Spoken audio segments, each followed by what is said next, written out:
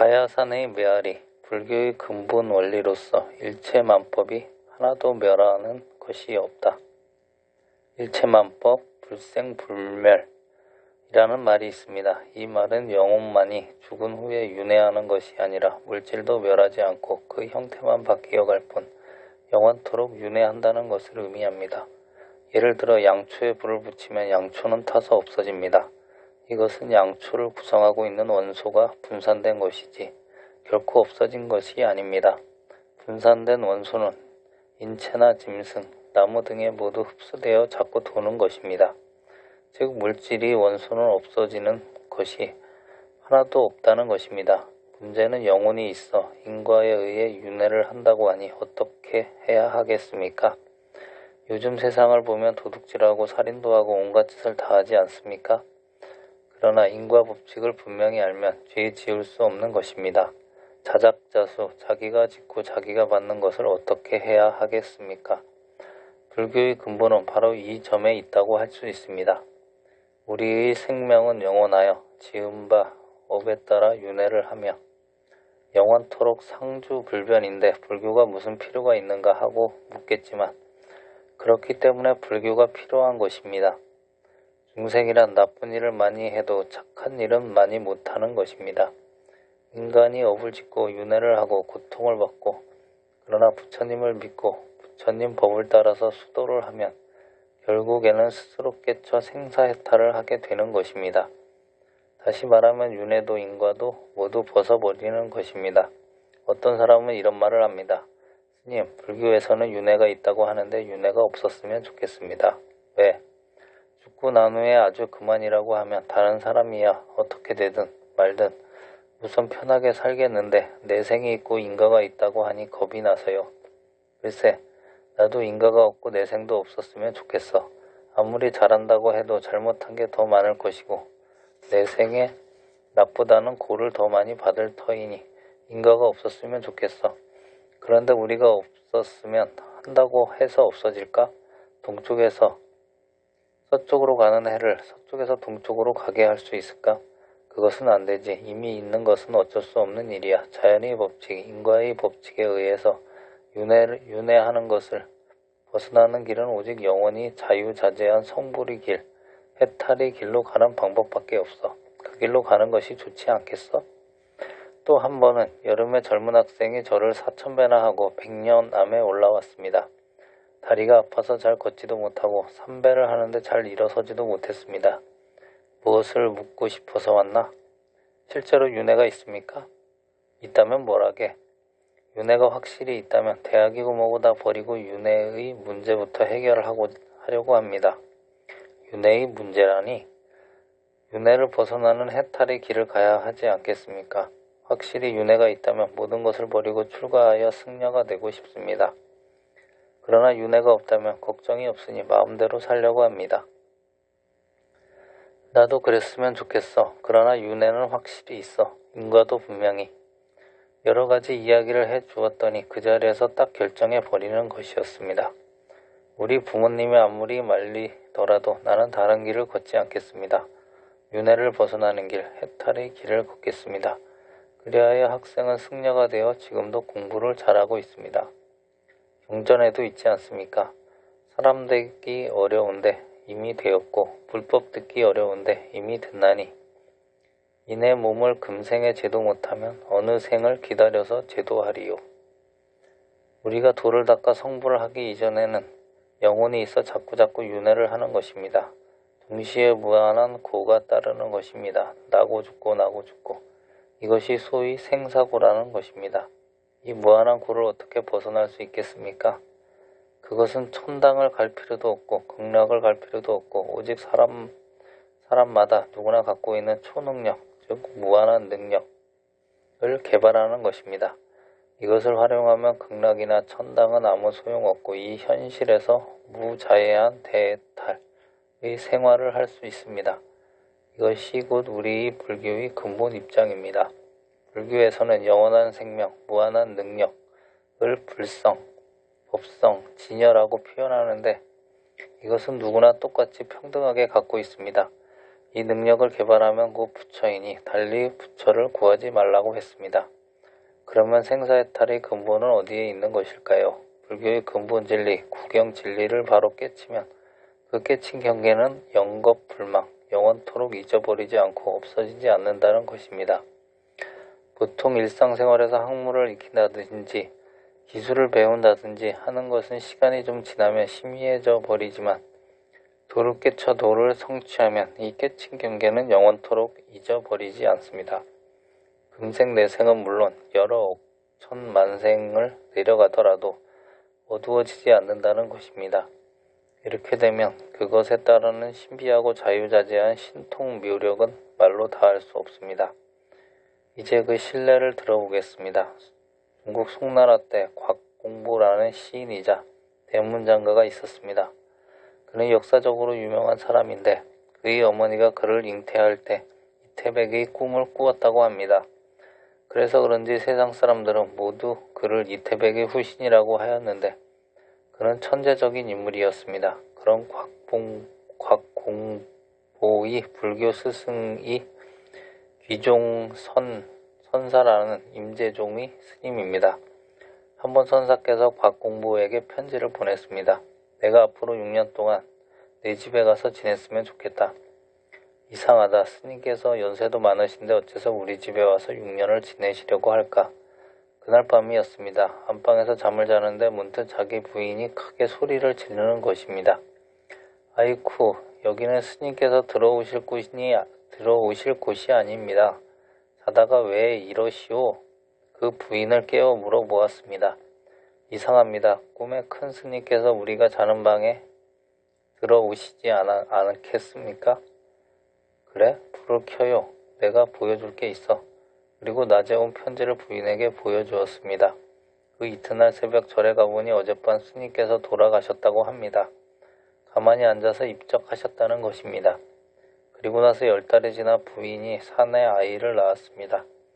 모든 것으로 볼 때 귀종선사가 곽공보의 집에 온 것이 분명합니다. 그래서 아들 이름을 설로라고 지었습니다. 선노수님이라는 뜻입니다. 후에 1년이 지나 아이가 말을 할 수 있게 되었습니다. 말을 하면서부터 누구에게나 너라고 하는 것입니다. 누구나 제자 취급합니다. 그리고 법문을 하는데 귀종선사의 생전과 조금도 다름이 없었습니다. 그래서 자기 어머니, 아버지도 큰절을 하고 큰 스님 대접을 하였습니다. 이것이 소문이 났습니다. 그 당시 유명한 임재종의 백운단 선사가 이 소문을 듣고 한번 찾아왔습니다.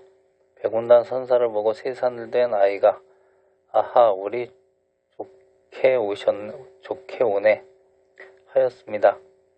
전생이 학렬로 치면 백운단 선사는 귀종선사의 조카 상자가 되는 셈이었습니다.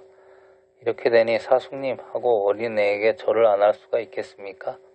백운단 선사 같은 큰 스님은 넙죽절을 하였습니다. 그리고 말했습니다. 스님과 헤어진 지 몇 해 되었습니까? 한 4년 되지. 이 집에 와서 3년, 이 집에 오기 1년 전에 서운함에서 만나 이야기를 하지 않았던가? 조금도 틀림없는 사실입니다. 그 장소도 틀림없습니다.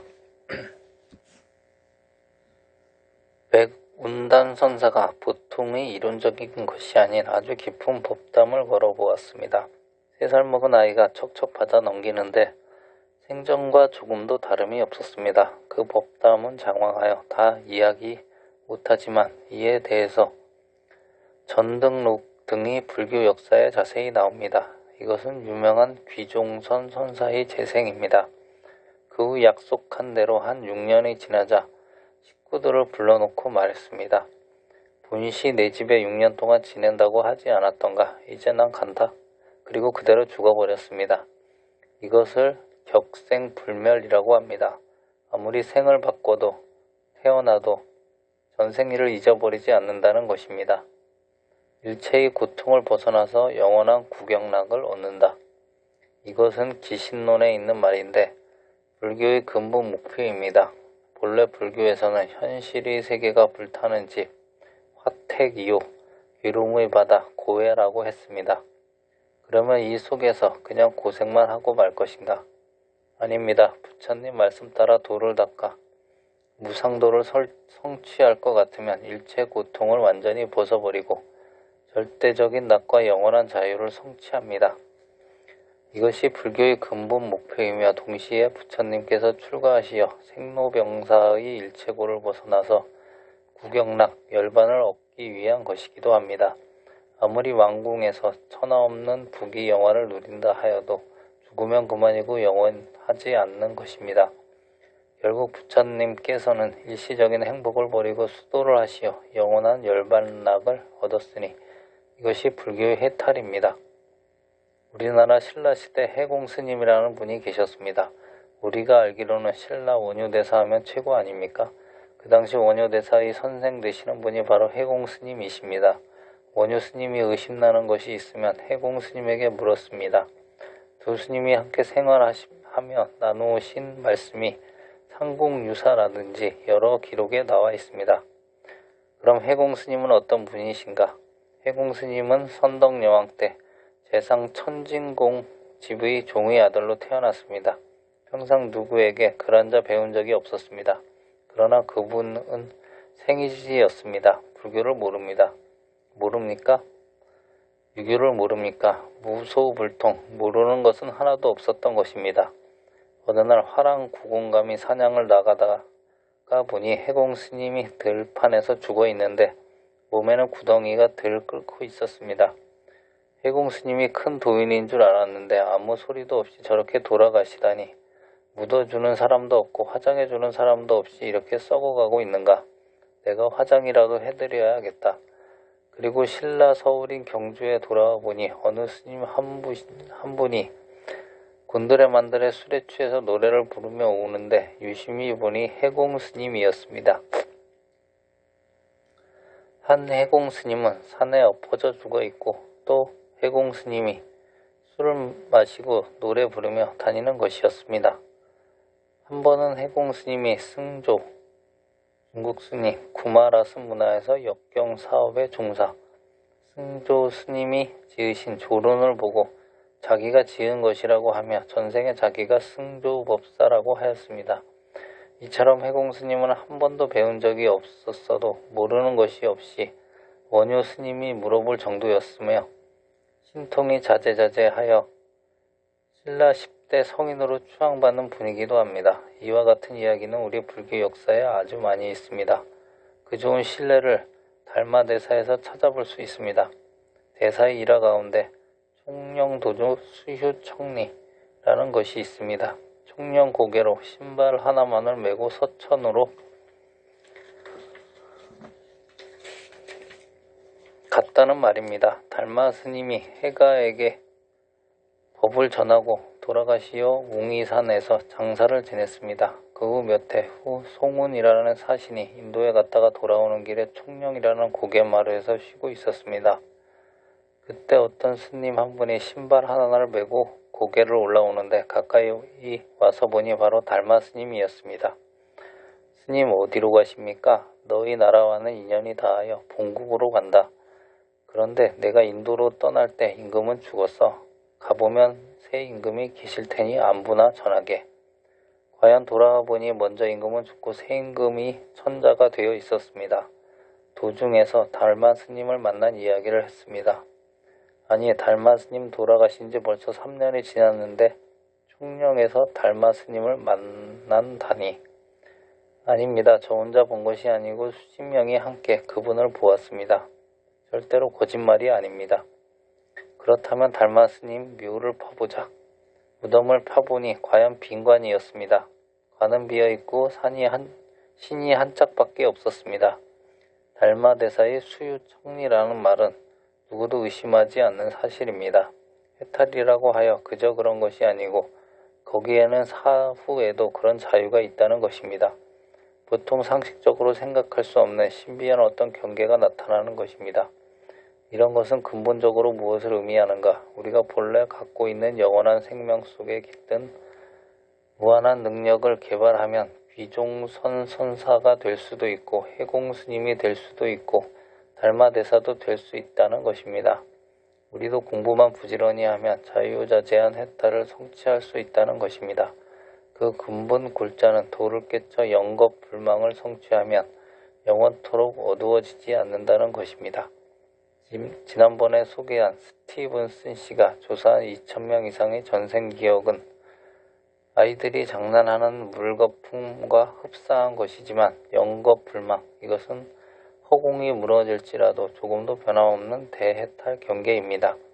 그러면 영겁불망이라는 관문을 어떻게 통과할 수 있는가? 자고로 영겁불망의 생사해탈을 성취하려면 가장 빠른 길이 참선입니다. 참선을 하는 데 있어서 화두가 근본입니다. 화두를 부지런히 하여 바로 깨치면 영겁불망이 안 될래야 안 될 수가 없습니다. 그렇다면 영겁불망은 죽은 후에나 알 수 있는 것이지 생전에는 알 수 없는 것인가? 그렇지 않습니다. 숙면이려, 즉 잠이 아무리 깊이 들어도 절대 매하지 않고 여여불변할 때, 그때부터는 영겁불망이 되는 것입니다. 숙면이려라고 하여 깊은 잠이 들어서도 여여한 것이라고 하면 혹 누구라도 할 수 있는 것이 아닌가 하고 생각할지 모르겠습니다. 그러나 실제로는 옛날에 조사스님 치고 숙면이려 한 데서 깨치지 않은 사람은 아무도 없었습니다.